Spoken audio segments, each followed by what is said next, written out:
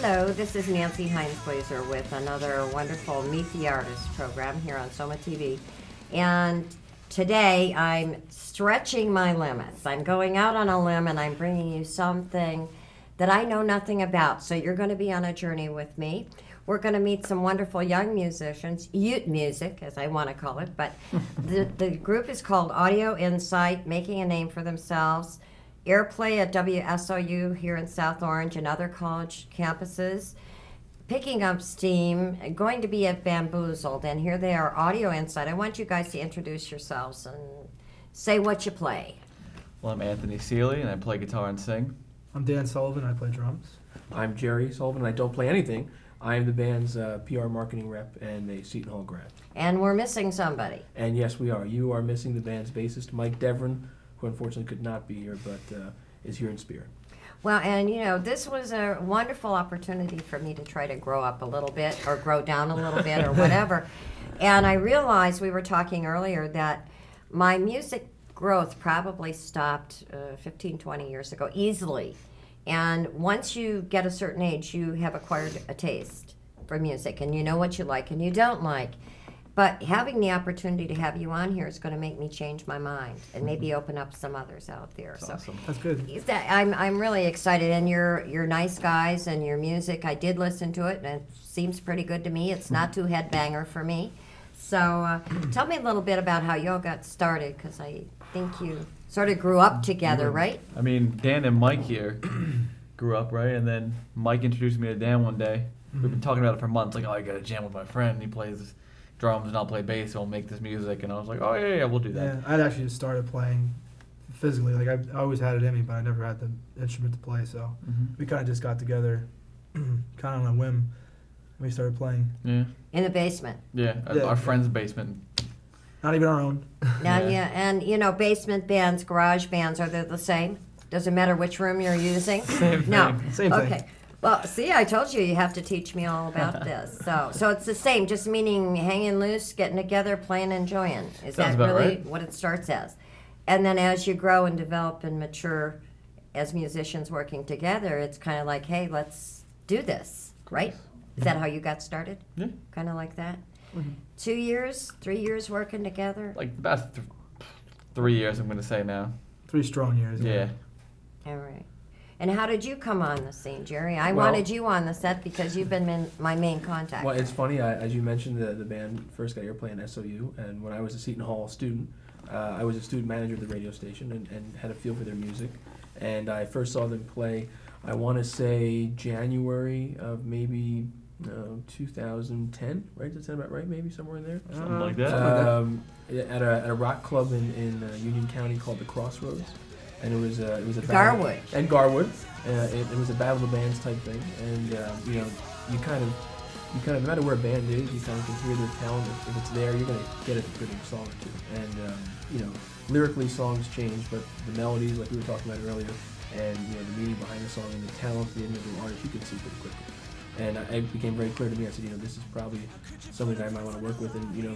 They were our first band we worked with in my company, Framework Media Strategies, and since then we've worked with 6 or 7 other bands and continue to have discussions with other ones. But none of them are quite as good, are they? By as far, Audio Insight? Well, the thing is we deal with a lot of different artists. There's different genres, and we can talk a lot about the genre debate, who fits where.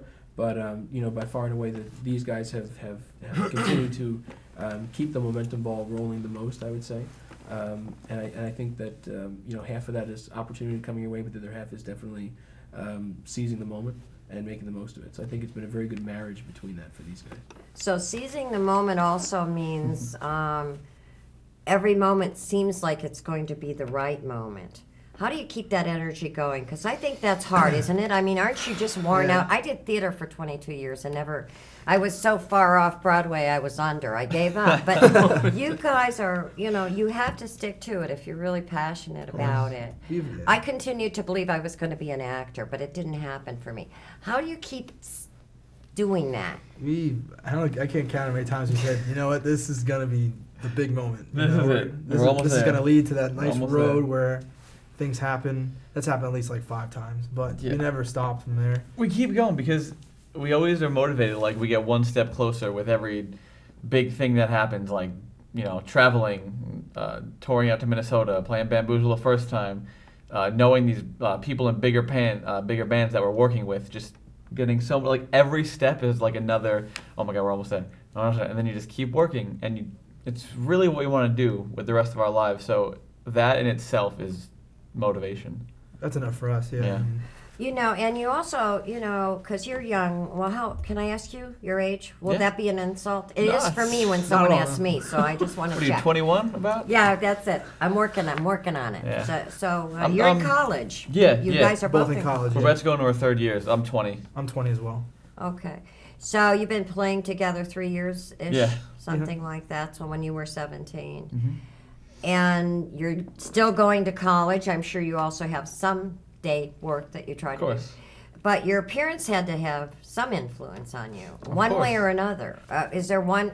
Well, we won't call anybody's parents out, but is there one set of parents who really is into this and supportive of I think you? everybody. I think it's everyone, everybody, yeah. And they like each of you, right? Yeah. Isn't that Oh, yeah. part of it? We only They've got gotten- 3 members, so it's very a close-knit kind of coalition we work with of families, if you want to call it that. And it's the support we get from each Yeah. family that helps us the most. Just everyone's kind of one big family, Yeah.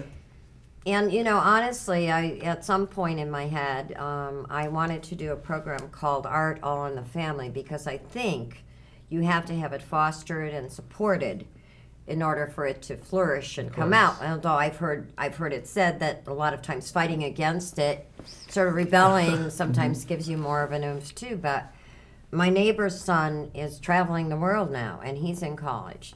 Teen Girl Fantasy or something. He plays electric violin. His name is Logan Takahashi.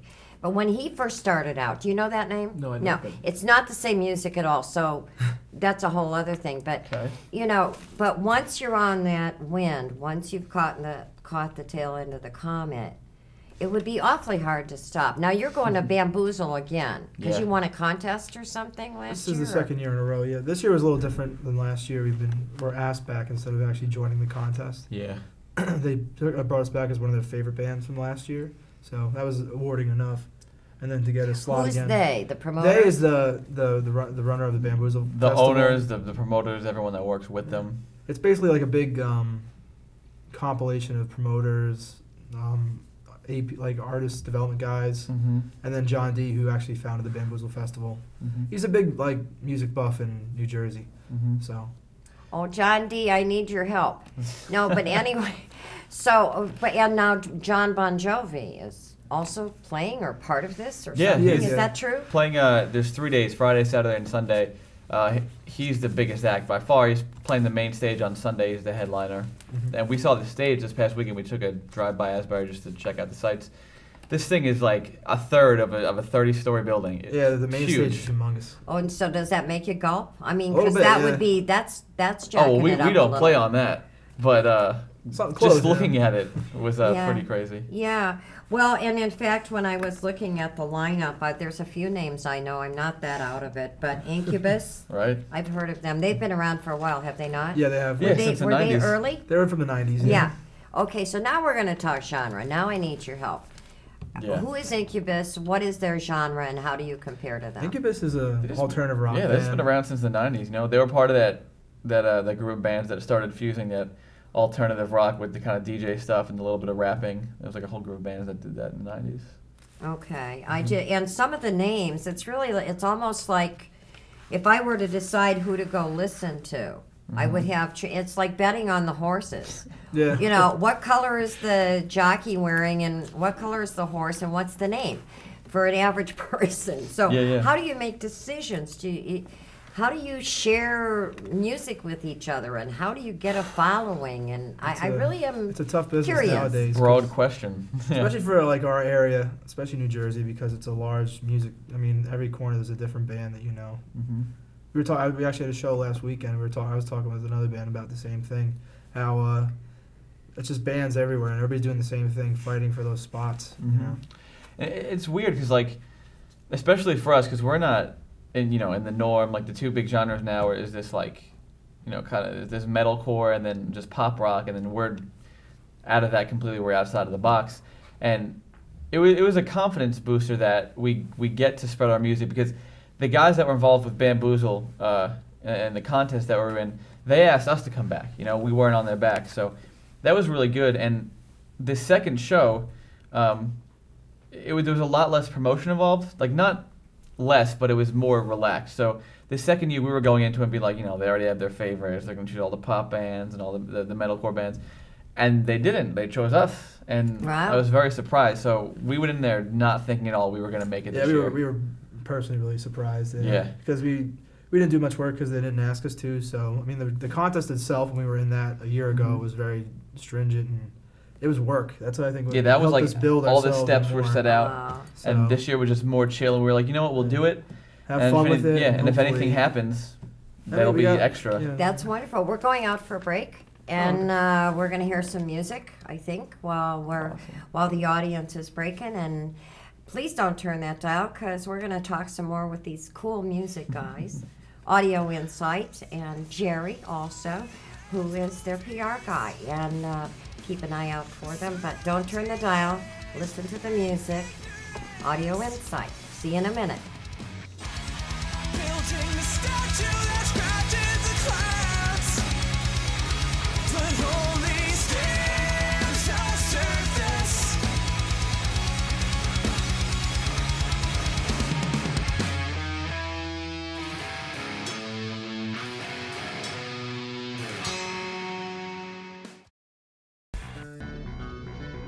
Television is a powerful and influential medium that allows different groups the opportunity to produce programming that directly affects their own communities.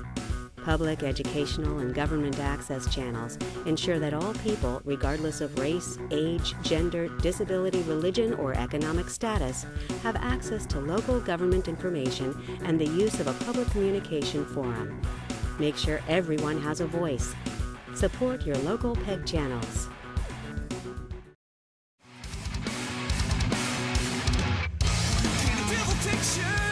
And welcome back. We hope you got some audio insight, got a chance to have insight in the ear, and we're back with the band, Audio Insight, talking about their influences, how to get their work out there, concerts, and all of that.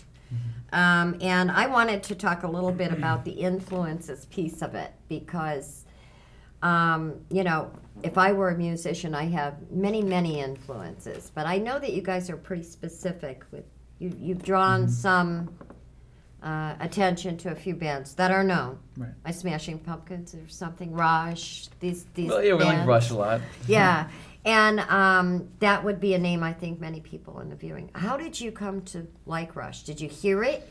Was it Actually, at school? I got mean, into Rush because my dad, unlike my mom, was into more modern music, and he was into, you know, heavier stuff. And he grew up back in like the 70s and 80s, and he was like, you know, dude, you'd love like this album, and he put on 2112 by Rush, because I'm into, you know, like a new band, Coheed and Cambria, and they always get compared to Rush, and he's like, dude, you'd love these. So one Christmas I was driving out shopping with him, Christmas Eve actually, that's how late we were, and he put on 2112, and we were just sitting there, and I was, like, my mind was blown. Like, I didn't know musicians like that existed, and then I just started studying the whole genealogy of music, and then, I don't know, I fell in love with Rush. He was like, he brought me more of the modern stuff, and I brought him more of the old stuff. Because I always I knew Rush way before I think you even knew him. I thought like they're old, you know, like they're more popular stuff. I think. Yeah. they're already passe. I mean, you know. Yeah. Yeah, that's how do you keep ahead of the wave? I really am curious. They're still about it. playing. I mean, we've both seen them live. We're probably gonna see Yeah, them again they're this still year. going at it Yeah. for about almost 30 years now. It is. Mm-hmm. That's the most shocking fact about them. Yeah, you know, a lot of the bands I think in the era that I grew up are still around. And I have a young friend, his name is Anthony Klaus, he's 17, and he sings his uncle's music, which is the Rascals, Eddie Bugatti. And, you know, so seeing a 17-year-old sing that music is really a whole other thing. So it's kind of evolving in a different direction. It's what I think you're brought up with. In your case, though, where did you hear the music? You just heard it around you, or were you into the radio then? Did they? I mean, it's weird because like my family, we're from Bayonne, and I was. love Bayonne, It's by a the way. you love I Bayonne. love Bayonne. I know I'm one might be of few. alone. That's one of Okay. few. Yes. Everyone there, I grew up with like doo-wop and all that stuff, and Yeah. Johnny Maestro, and I just didn't. I don't know. I know all of it. I'll listen to it. But then as soon as my my stepdad came into the picture, he started showing me all this stuff, and just from, I don't know, video games and movies, just you find out music, you know? And then I started doing my own research, and eventually I got where I am. Okay, and I think each generation wants to find their own expression, their own way of dressing. And I'm old enough now that I can say that I used to wear the mohair sweaters and the pleated skirts, and I mean everything had to match, and not anymore. But each generation has to find their own, way. And what I do is I appreciate, trying to find the niche. And so the fact that you guys are even out there doing it, to me, is amazing. But how do you drive your listeners to hear you? That is my big question. Now, we were talking a little bit about that, Jerry. Tell me something about their fan page and. Well, what I can share with you is, the nature of getting anything out there anymore, whether it be music, a new product, whatever it is, you have to realize that there's a certain audience for it, and there's a certain audience that's not for it. You're never going to reach everybody, but you want to make sure you're definitely going to reach the ears, the eyes, whatever it may be, that are more inclined to at least give it a listen once, and if it's twice and 3 times, that's great. The buzzword is virality, viralness, keyword being viral there. I mean, really you want it to catch fire and just kind of spread. But if you're talking about niches, the viralness within that niche, so their specific genre of music that they seem to fit in, may only have a small collection of listeners, but if you have a strong strength in that small group, that speaks volumes as opposed to perhaps having, across the country, people may have heard it once or twice and, oh, okay, it's okay. I know, our team has gone out there to shows that this band has had, and our other clients, we do a lot of photo and video work, and, I know that, when they're done with their set, people stay, they're pretty impressed, and even if they go to their merchandise table and don't buy something, they still say, how do you do that? I've never seen someone play like that, or I've never heard music sound quite like that. And I think that, maybe if it's a crowd of 100 and you have 5 or 6 that go to the table, that's better than 100 just walking by and taking a quick look. Right. Not attentive to it. Correct. You want the attention. Mm-hmm. That's true. And also, my husband writes lyrics, and he has a song partner, but do you write the lyrics first to them? Because I know you have heavy lyrics. That would be me. Yeah, and and in fact, the comments are made. One of the quotes is that, you don't follow the normal trend, which is just repetitive noise. That you actually have lyrics, like Rush had lyrics, which meant something, I think, or means something. Do you start with the lyrics, or do you start with the music then, if you're the writer? It's honestly a separate process. Because when I'm not doing music, I go to school and I double major in philosophy and psychology. So I'm always reading off some book of someone who influences me, and I just have, moments. I write a lot about philosophical things, and I write that, and I get into poetry, and I just write that whatever I'm feeling. And then we'll write music. And then after the music, I kind of see what matches up, like, this poem could be lyrics. But, you have to chop off something to make it fit the music. That can fit there because that sounds like that emotion. It's that type of thing. So you do it both ways, back and forth? Sometimes music first, then the lyrics, or sometimes lyrics first, then the music? They're the same time but exist differently. Oh, boy. Now we're talking alternate universes. I don't think I can handle that. But anyway, my era when I moved to New Jersey, I think it was 1979, I had Southside Johnny and the Ansbury Jukes, and of course we've had Bruce and what have you, and they're all the South Jersey guys. Woodbridge isn't really south, but it's pretty close south. Mm-hmm. What is it about that area that brings out the music in you? I don't even know. You were at the Stone Pony, I guess. You've had a good history there, yeah. It's probably that it's not like in an exciting area, so you gotta find things to do. Yeah. Oh, let's make a band, and then you're just like, there's nothing to do. Let's do something, and I guess that's it. Okay, so out of a desire to be creative and have fun, and well, Linda Ronstadt, you know that name? Yeah. Okay, and the Stone Ponies was the name of her band There you go. when she first started out, and that was, so that's kind of a well-known name, but the fact that you've played there means something. Mm-hmm. Asbury's had its ups and downs too, has it not? Asbury Park, back on the rise, as I understand it. I would say, Nancy, a big part of this band's early history finds itself kind of weaving in and out of the Asbury Park, specifically the New Jersey music scene overall. I mean, it is pretty vibrant. Like they said, there's a lot of bands competing, but I think some of the bigger moments over the last several years for these guys, definitely finds its way through the Asbury Park area. So. The shore, Yeah. the Jersey Shore. So, and I also know, I was reading here, you were talking about Cambria as a group that you... Coheed and Cambria. Yeah, are Yes. they out of Cambria, California, or... No. They're Is it two people's names, or... it's a long story. But Okay, very long that's story. okay, we don't have time. yeah, they're from New York. They're an East Coast Okay. band. Okay. So do you find New York is competing with New Jersey? Are they two different sounds I in the think current they're on the same trend? page. Yeah. I mean, we like New York, playing in Brooklyn, playing in the city. Yeah, East Back Coast and friends. forth, back and forth. Yeah. All right. So also, when I was reading some of the online pieces, the blogs about you, you're post-hardcore, and I said in order for someone to like me to understand what I need you to tell me what hardcore is, so I know what post-hardcore is. Yeah. Can you just give me a brief descriptor of that? I mean, in a nutshell, you know, hardcore just started out with all those punk bands like Bad Brains and all that, and then that evolved to post-punk with Gun Club and all that stuff, and then eventually there was post-hardcore, and we're influenced by a lot of those late 90s, early 2000s, like, you know, At the Drive-In and a lot of bands like that, and that's what we consider post-hardcore.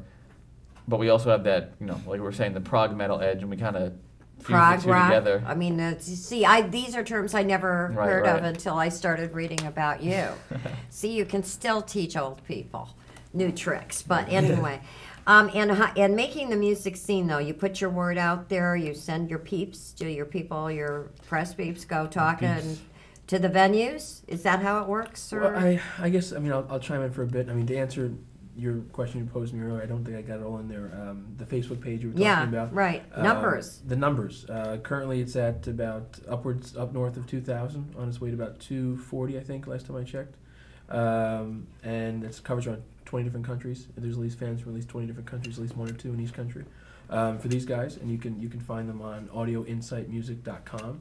But it's a formula, you know. I mean, you have to find people that like the music, so you have word of mouth. You know, social media is kind of like a word of mouth, but it's also with the click of a button. So that's where you get in those niche markets, and people say, I really like this. I'm going to tell so-and-so, and they're going to tell so-and-so. But now with social media, I don't ever have to meet you to tell you. I could just share it with you, and then it just gets shared again and again. And like you said, from the press mentions, people still read newspapers, despite the fact that some may be closing. People still read them. And I happen to have one. There you I go. actually have. And- Talking about the new rock and roll concert scene, which is totally different than in my day, Yes. right? Yes. And I mean, once you land, you have a story that's out there. Even if it's not in print, if it goes online, sometimes it's even 10 times better, because that link is going to be there for a while and it gets in front of a lot of eyes. And let's face it, most news content you're not paying for, you know. So I mean, online stuff sometimes is even better than landing in print. So it's the the buzz once you get there. But the fact of the matter is, you know, once a band gets on stage, if the product is not what you say it is, you know, the wheels are gonna come off. And I think that's a testament to what these guys The have wheels done. are going to come off, is what you said. Yeah, because off if you're, the car. Yeah, okay. because if you're I got the image. if you're not what you say you are, like anything, you know, eventually the word's gonna get out. But I mean, these guys have been around for about 3 years, and they keep going the upward tick. So I think they're certainly doing something right. So they're delivering what they promised. Well, and Dimensions, was that your first? This is, yeah, that's first it. title. This one here? That is That's the it. album, yes. Okay, and how did you do that? Did you guys pool the money? Did the parents help out? Who got was you to a- be We able all to do had that? jobs that year, and Okay. we It was a saved good up. year. It was a good year. This year's not so rich in Boy. the money, but you recorded that at Backroom Studios in Rockaway with Kevin Antreason, who's a really cool guy. We worked with him even when we did a Rush cover a few months ago, and we're gonna work with him in the future. He's a really good guy, The Spirit of Radio or Yes. something, is that correct? Yes. I did my homework. or something. But yeah, right. Well, and anyway, for me, just the concept of learning all this, now I have to get, trying to think it through, and then I have to go listen, because part of it is experiencing the music. You can't just read about it; you've got to go hear it. So I guess I'll have to go to Bamboozled. What's the date of Bamboozled, by the way? Gentlemen, would you care to chime in on that? Yeah. Bamboozles this weekend from it was 18, 19, 20th, right? Yeah, Friday, Saturday, Sunday. I think Friday opens up at 6. The doors. It's a short night, and then Saturday's at 2 and Sunday's at 2 as well. So And we're playing it Sunday. No, Saturday. Saturday. Yeah, Saturday. We're playing at 2:30 on the Saints and Sinners stage on Saturday. Which one are you, the saint or the sinner? I just want to know. Probably more the sinner. And anyway, also, so you won people voted you as popular, so they brought you back and that's how you. Yeah, the industry so guys cool. like that, something like that. Something along those lines. That's really. I don't know what goes on I behind think the that's scenes. that's neat, don't you? I don't know. That says something about you. Of course. And WSOU, what's the radio dial? The radio dial is 89.5 FM WSOU. You could also catch it on WSOU.net, the first station to break this band. And even though it says college in front of radio station for SOU, they're tops in the country, and their reputation in this market is absolutely fantastic. You know, we're out of time, and I'm upset I didn't get to talk to you about your college decisions, but I want to thank you for joining us and educating us and helping us learn more. And we'll look forward to seeing you. Keep an eye out, everybody, for Audio Insight. This is Nancy Heins-Glaser from Meet the Artist here at SOMAtv. Good day.